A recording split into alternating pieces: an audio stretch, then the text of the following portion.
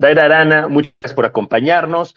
Tú eres directora de Global Thought y experta en militarización. Y queremos hablar de un fenómeno que está sucediendo que tendría que preocuparnos a todos, que es cómo el gobierno de Donald Trump está convirtiendo al ICE, a su servicio de migración, en una especie de fuerza paramilitar de una forma que no se había visto antes. Para contextualizar, ha pasado de ser un sistema de seguridad que protegía las fronteras y que hacía órdenes de arresto específicas a una fuerza literalmente de aspecto paramilitar que llega con armas largas, con tácticas militares, caras cubiertas al estilo SS, bueno, ni siquiera hasta la SS sí va con la cara descubierta, según leído.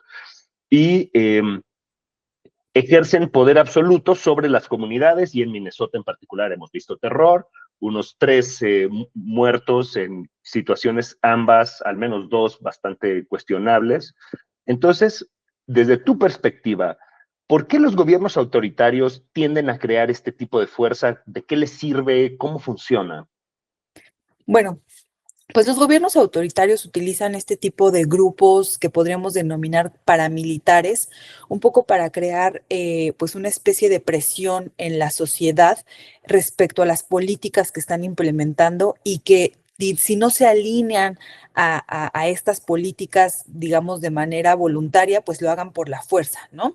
Y evitar cualquier tipo de resistencia a la política que están implementando, que en este caso lo que vemos con ICE es una política migratoria pues muy, muy dura, ¿no? Muy excesiva, que no solamente transita por la dimensión administrativa, en donde reviso tu pasaporte, reviso tus papeles, bueno, si estás de manera irregular en el país, te llevo a otra instancia, sino que ahora se da a partir de arrestos que rayan en lo ilegal, pero también un uso excesivo de la fuerza, específicamente la facultad que tiene pues cualquier agente de seguridad en un estado debidamente facultado para, pues no sé, pues utilizar la fuerza física o incluso un arma de fuego, que han sido los casos más relevantes que hemos visto en Minnesota, ¿no? Entonces, recapitulo, el objetivo es realmente generar una sensación de oposición ante las políticas que están implementando, pero además hay otra dimensión que es no involucrar de facto a sus fuerzas regulares, es decir, no involucrar a la fuerza pública, no involucrar incluso a las Fuerzas Armadas, para no mermar el prestigio que estas ya tienen, y es mejor utilizar este tipo de grupos que salen de esta dimensión administrativa, es decir, no es la policía, no son las Fuerzas Armadas, no es la Guardia Nacional, es un grupo muy particular que está implementando esto con reglas además muy ambiguas y sin una dimensión pues legal que les ampare o que les permita hacer lo que están haciendo, pero también, por otro lado, con todo el apoyo del aparato político para hagan lo que hagan, no les vamos a reprender o a recriminar. En efecto, han sucedido 2 cosas paralelamente. Por un lado, se les han dado poderes adicionales extraordinarios de meterse a casas sin órdenes de cateo, cosa que en Estados Unidos es muy irregular, de arrestar a gente en la calle, de detener a cualquiera que se pone en su camino, pero además se les ha prometido absoluta inmunidad ante sus, ¿no? Y lo vimos con el asesinato de René Good, que al agente que evidentemente la ejecutó se le garantizó que en todo caso lo iban a despedir así como la peor consecuencia. Pero lo que me preocupa es esto, y partiendo de lo que tú dices, el terror para forzar la rebelión es una estrategia muy común de los gobiernos autoritarios. El ICE y este tipo de fuerzas son famosos en Estados Unidos por ser muy cowboys, para ponerlo en sus términos, ¿no? Porque suelen trabajar en la frontera, donde hay poca vigilancia, poca supervisión, nadie está cuidando los derechos humanos, y aparte están lidiando con migrantes, no están lidiando así con estadounidenses, ¿no? Entonces, llevan esa cultura, sin embargo, al centro de ciudades demócratas. ¿Tú crees que puede haber como una estrategia mayor de fomentar una rebelión para poder ejercer la fuerza de forma más dramática? Sí, creo que esa es una hipótesis que ha estado rondando durante las últimas semanas por la particularidad de Minnesota, ¿no? Minnesota no es como tal, pues un digamos, un espacio donde haya mayoritariamente migrantes latinos, que son, digamos, el foco de ICE, como puede ser California o como puede ser Texas o incluso Florida.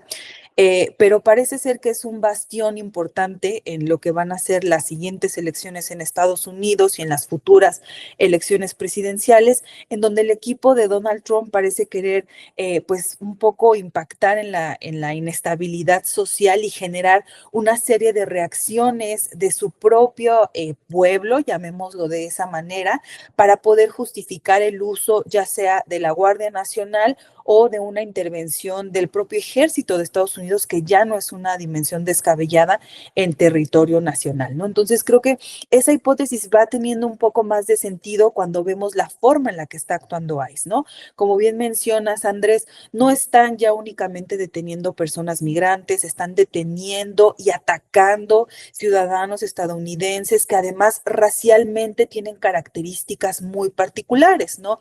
Blancos, rubios, que corresponden a esta dimensión donde uno los ve y diría, bueno, esa persona no es migrante, pero aún así está siendo, pues, digamos, objetivo de las actividades de ICE. Y creo que esto le puede salir al final muy mal a Donald Trump por las movilizaciones que hemos visto en Minnesota, pero también en muchos otros estados en donde la gente dice, fuera ICE y utiliza otras palabras para referirse a ellos, y además están relacionando mucho a ICE con la política central de Donald Trump en Estados Unidos, que no le está resultando pues lo más positivo, y podemos verlo incluso en el tono que ha cambiado en las declaraciones de su equipo, en donde vemos que dicen, bueno, sí, el presidente Donald Trump lamenta todo esto, haremos las investigaciones, haremos todo lo posible. No es, digamos, el tono que queremos de vamos a investigar y vamos a sancionar estos casos de uso excesivo de la fuerza, pero sí han tratado de articularse de una manera distinta porque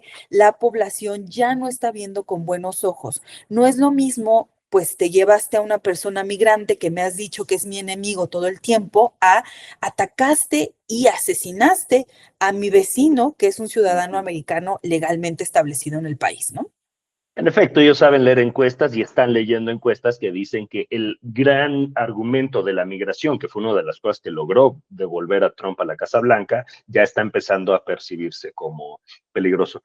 Pero a mí lo que me preocupa, digamos, desde una perspectiva histórica, es que muchos gobiernos han construido fuerzas paramilitares, en efecto, porque las fuerzas regulares, como decías tú al principio, tienden a responder a reglas específicas, pero también porque es una forma de ejercer el poder. Lo podemos hablar desde los ejemplos históricos de las camisas pardas en Italia hasta casos mucho más recientes y contemporáneos como las milicias bolivarianas en Venezuela, que son una fuerza de choque irregular, a pesar de que también tienen el ejército a su lado, para contener. ¿Tú crees que esto es realmente uno de los objetivos que está teniendo el gobierno de Trump? No sé si con esa intensidad, como lo hemos visto en la historia en otros ejemplos, pero sí me parece que Donald Trump y su equipo no están dispuestos todo el tiempo a jugar con las reglas del juego que ya están establecidas, ¿no? Y creo que ahí eso es algo que nos puede permitir entender por qué se le está dando tanta fuerza a ICE, no solamente en la dimensión de la política migratoria, sino ahora también en esta dimensión represiva a las personas que no piensan o no se articulan en su política de Make America Great Again, ¿no? Que creo que ese es el centro de esta cuestión.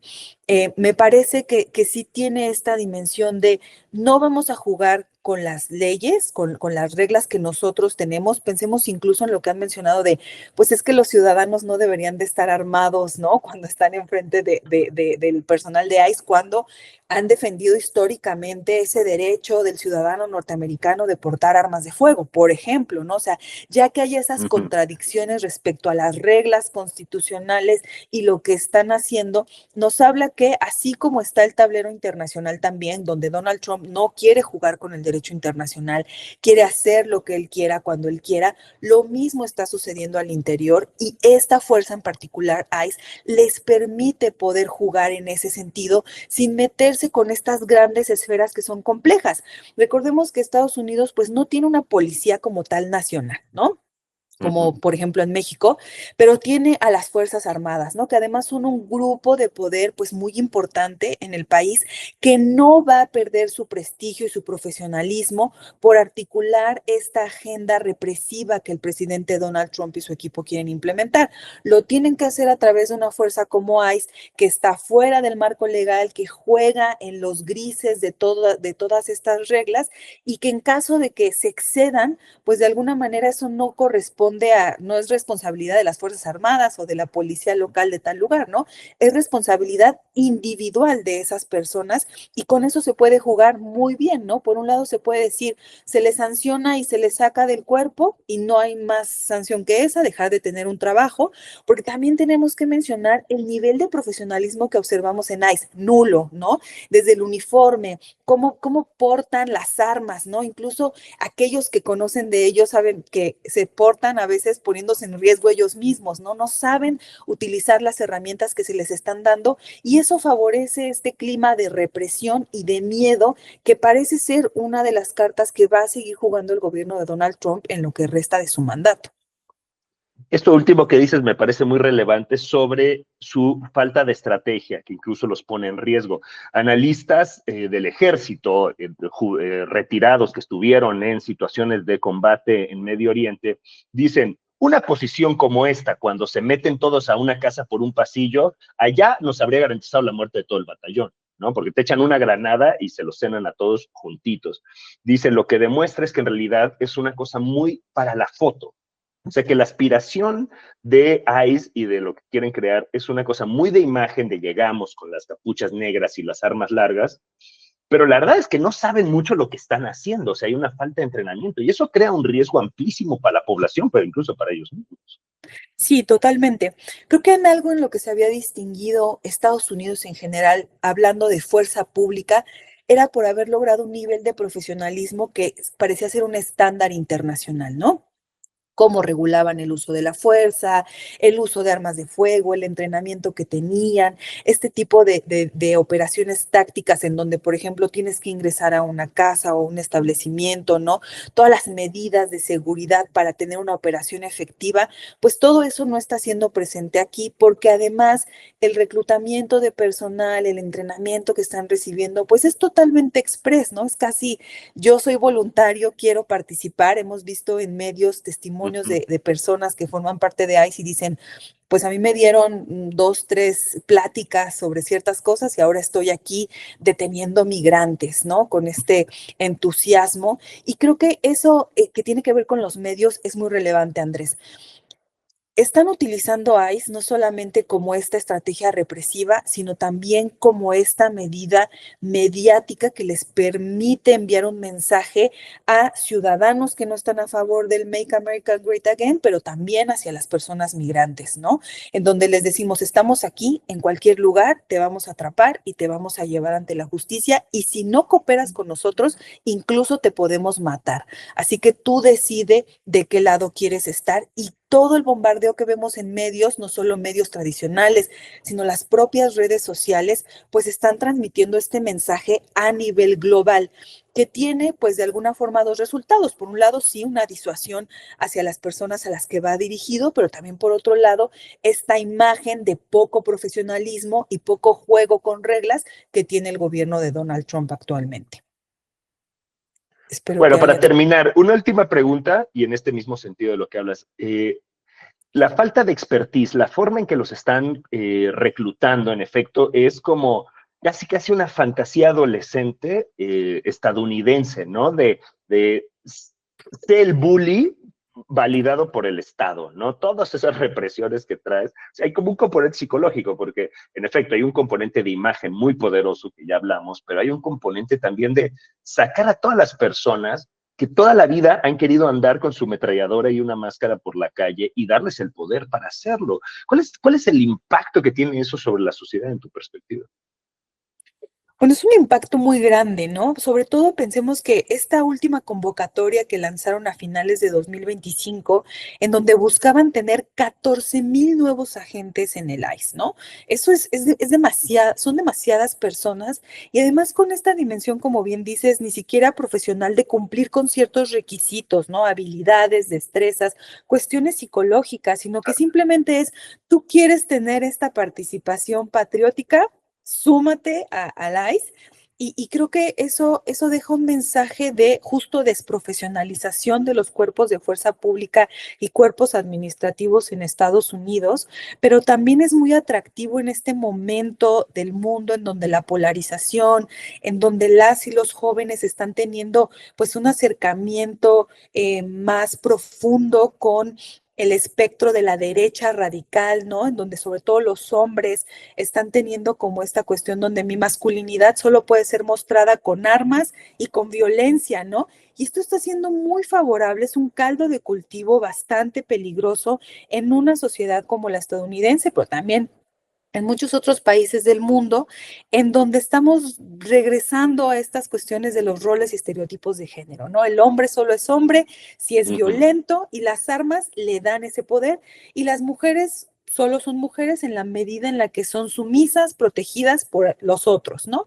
Entonces, este tipo de cuestiones no solo está involucrada en los asuntos de seguridad, sino que también trasciende a otras dimensiones sociales en donde en Estados Unidos estamos viendo no solo retrocesos democráticos, sino también retrocesos en el ejercicio de derechos y cuestiones sociales muy, muy profundas que van a trascender a lo largo de los siguientes años, sin duda. En efecto, ese tema da para toda una entrevista propia sobre cómo la masculinidad frágil y tóxica se está expresando como ya una manifestación de todo el estado trumpista. Pero ya le dedicaremos tiempo a eso. Daira Arana, directora de Global Thought, muchísimas gracias por acompañarnos en esta entrevista y estaremos en contacto. Gracias, Andrés.